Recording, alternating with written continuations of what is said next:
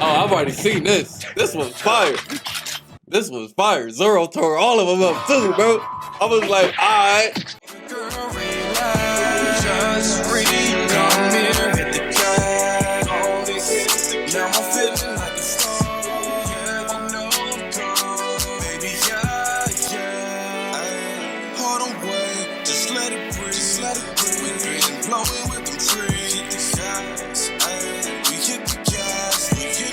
Good. Dark Knight gang in this thing. Gang, gang. Look, bro. Top 10 most bad moments in One Piece Volume 2. Shout out to my boy VinnyTube. Channel was fire. You guys said you wanted an update in One Piece. I told you I started back watching it. I'm on like episode 85, 86. Right now they're at what's the place called? They're looking for a doctor. And we just got introduced to like this old witch doctor. And I'm guessing the next person that's gonna join his crew, the Blue Nose Reindeer. I can't think. Chopper? Yeah. So I met Chopper and I met the old woman. But yeah, it's pretty good so far. Like I said, I'm on episode like 85, 86. Nami, she just got healed. She's still resting. But it's pretty good so far. Chopper, I know he ate like a human devil fruit. So he could turn to like, he's a Blue Nose Reindeer, but then he can get big and kind of buff and strong. So it's pretty decent so far, bro. I'm going to keep watching it. I'll probably watch like 1 or 2 episodes today. I'm not going to watch too many because I have somebody coming over later on today. You know, old girl that was in my music video. The one that I just showed the little preview to. She's coming over later on today. We're probably going to go out, do what we do. You feel me? Me and her, we've been hanging out here and there. You feel me? She my little, yes, sir. All right, how about to this video? Shout out to the gang. I'm going to continue to watch One Piece. I'll give an update after I finish the Alabasta arc. You feel me? And yeah, man. Let's watch these badass moments, though. Shout out to the gang. Everybody have a great day. Let's go.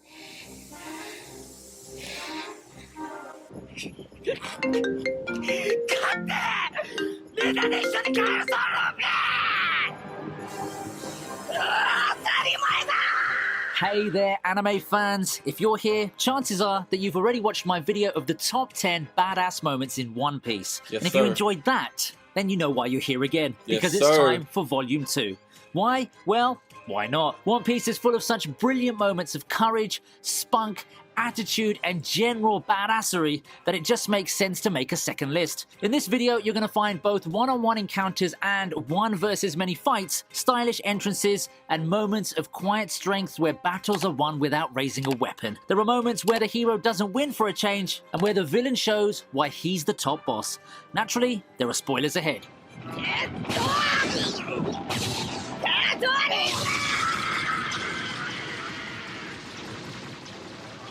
Low-key, I can't wait till I get to this episode. A lot of y'all said this is so fire. I don't know how far in the future this is, though. At number 10, it's Luffy finishing off Rob Lucci after a hard-fought battle that almost didn't go the Straw Hat Captain's way. The final showdown between the pirate and the CP9 agent takes place at the end of the Enies Lobby arc, which stands out as an emotional arc that served to cement the deep bond between the Straw Hats. Lucci has the upper hand against Luffy for most of the battle. At one moment, it seems Luffy's out for the count and Robin's chance at happiness is all but dashed. But Usopp's strong words of encouragement push Luffy to tap into hidden reserves of resistance and stand up to his enemy one last time. It's just enough to get the job done, and it reminds us yet again of Luffy's tenacity and his aversion to giving up against a stronger opponent.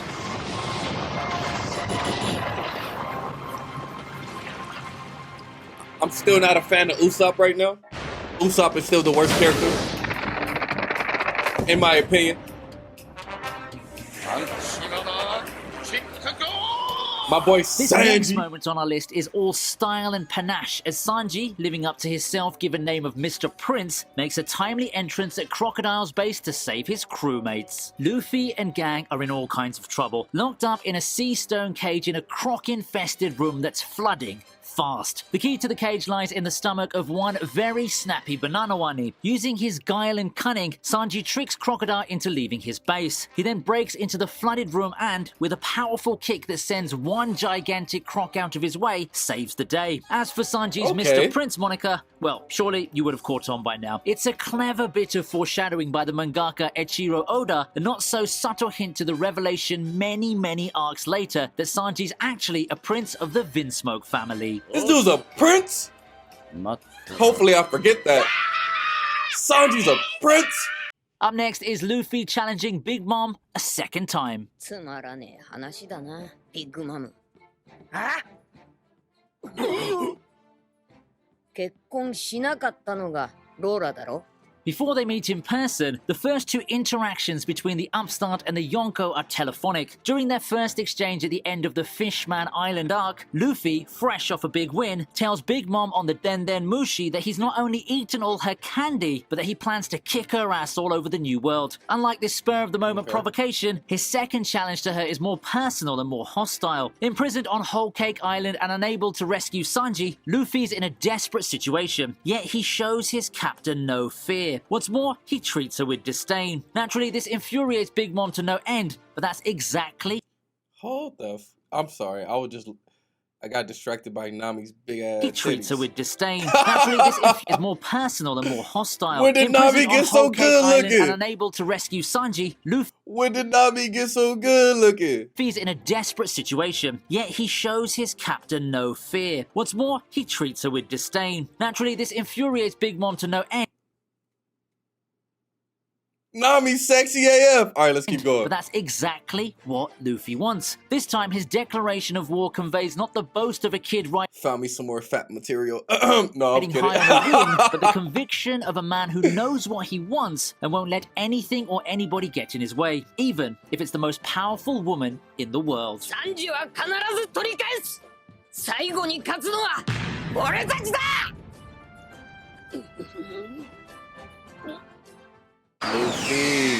Luffy's courage is out of this world, bro. Coming in at number 7 is Luffy's one-punch takedown of Bellamy.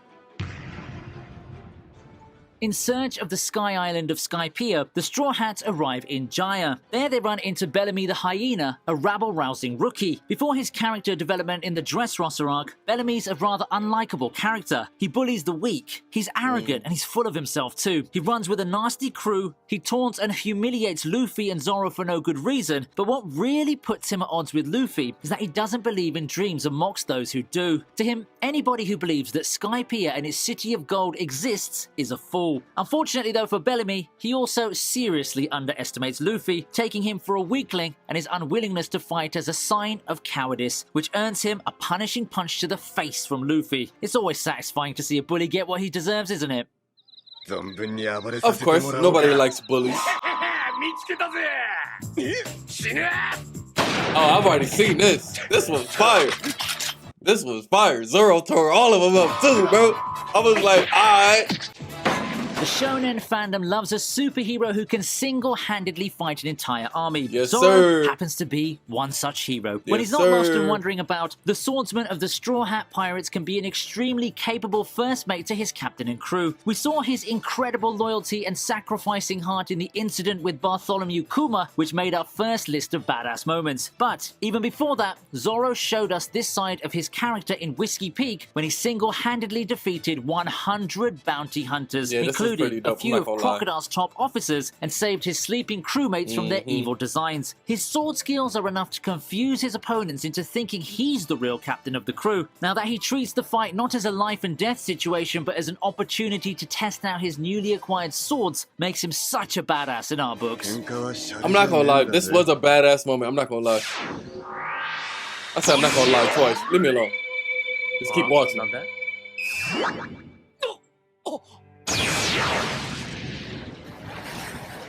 We're at the halfway mark now, and we have Kizaru making short work of the Supernovas.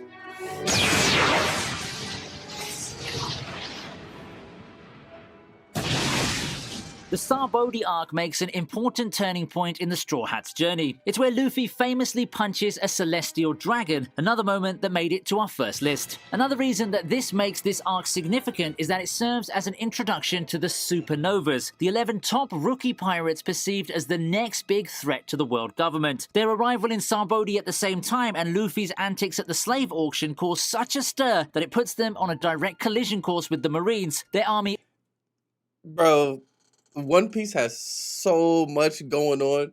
I low-key can't wait. Slave auction? of pacifistas and Admiral Kizaru. However, as brash and fearless as the rookies are, they soon realize they're no match for the slow-speaking, lightning-fast Admiral. Kizaru easily defeats Hawkins, Drake, Appu, and Urouge, while the Straw Hats escape his wrath only with Rayleigh's timely help. Kizaru may not be antagonistic like Akainu or Aokiji, but he makes for a fascinating and often unpredictable character. Yeah, he looks beastie, bro. This dude looks beastie right here.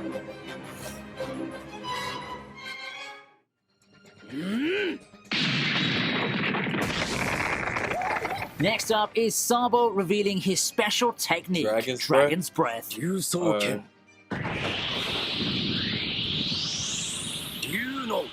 like Master Roshi in clothing.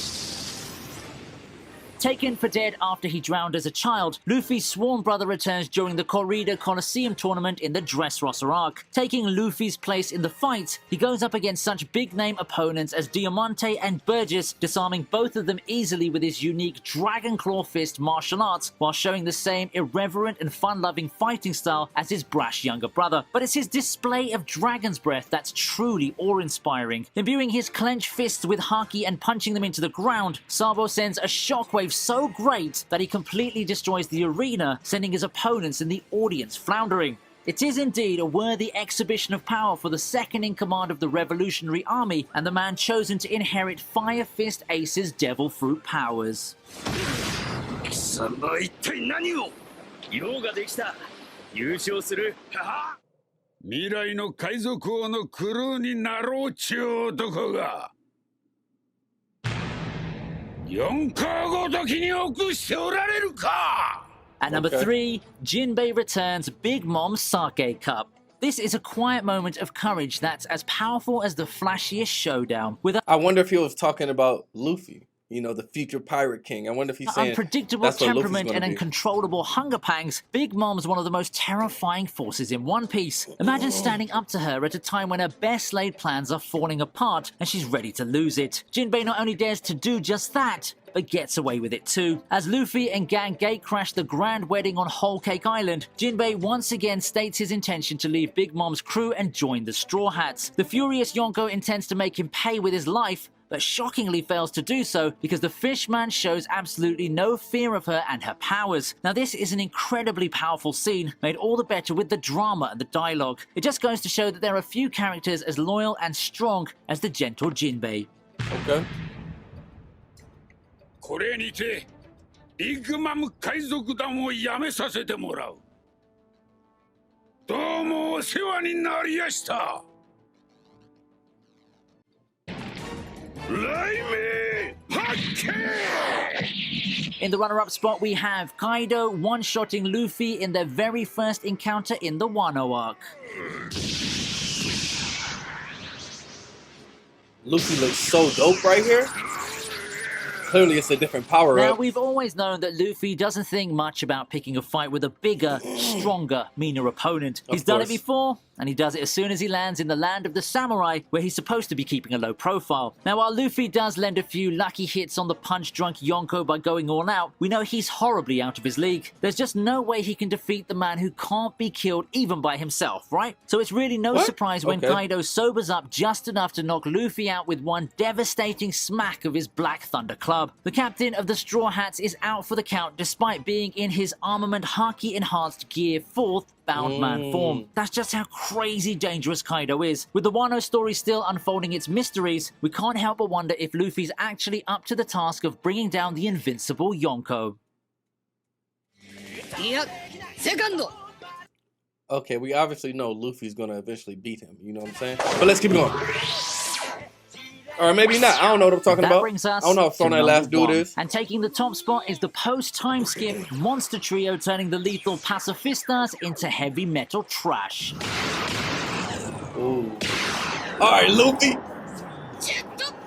Since their forced separation at the hands of Bartholomew Kuma 2 years ago, the Straw Hats have been on their own, training and powering up so they can reunite one day and resume their journey. A quiet reunion's out of the question, at least for Luffy, Zoro and Sanji. When the monster trio meet again, it's naturally with the Marines and the Pacifistas hot on their heels. The weaponized cyborgs had given the Straw Hats endless trouble 2 years ago, but this time, they're more prepared for them. This scene may not have the gravitas of a serious battle. It is in fact comical in tone, with Luffy lugging around a giant backpack filled with food, yet the display of their newfound strength and growth in abilities still makes for a very special moment. It's the Okay. monster trio we've loved and missed. After all, only stronger and better than before. All right. And that's it, folks. Given how full of meaningful and All right, bro. Great video from VinnyTube, like always. Look, I watch these so I can continue to watch One Piece because One Piece is so long. You feel me? So I need some motivation to continue to watch it, and these do it for me, bro. These badass moments, the one I reacted to last time, and even this one, all seem fire. I'm excited to continue to watch it. I'ma just, like I told you guys before, I'ma watch it here and there slowly because me trying to just binge watch it, I get tired of it after a while. Like, I think I watched like the first 60 episodes within like 2 or 3 weeks. You know what I'm saying? And I had to take a break. And you guys were like, oh, why are you taking a break? It's like, bro, I binge watched 60 episodes in like 2 weeks. So now I figured out I just need to watch it kind of slowly. But anyway, shout out to the gang. Shout out to VinnyTube. Great video. I hope you guys enjoyed it as well. Yeah, man, One Piece, I mean, I kind of understand why it's the longest running anime. I was talking to my cousin about it this past 4th of July, and he really likes it. My cousin's like 36 years old. And he's like, bro, I still watch One Piece. I started, he said he started like years ago, and he still watches it. And we were just talking about it, and he was like, trust me, I'm going to fall in love with it, woo, woo, woo, whatever, whatever. We'll see. We'll see. Shout out to the gang. Everybody have a great day. Peace.